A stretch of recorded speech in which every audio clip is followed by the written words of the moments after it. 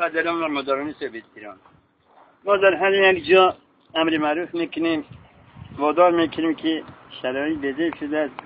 هر یک بنده مسلمین باید فهمد که هر یک قدم ما گناه است. چون که میگویند جوانان زیایان آینده ملت است. اکثر زیایان حاضر در تاکید میکنیم که بچه های جون تپروس نکشه، ناس نکشه، تو مرد باشی بنگ بزن، افیون بزن، آنه گیر بزن، ککینی مریخوان بزن، تو نامرد هستی به من ناس میخری همون پیوه غدان شکمت برم که دیگه قبلی ساقدم آری میمری سپیر زنی کنیک پنجی باز کزن که یک تبینت بگه مرد این نامرد.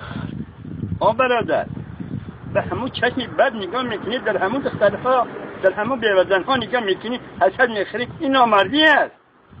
میتونه خفیدگی تا فوز مانده گویده میگی وقتی مرد هستی نامردی نکن. ما در پس دم میزنیم همین مسئله رو میبینیم. هر مرد باشه خفیدگیش یک روز کده گویده میگیره، نمیتونه کون تا بجا.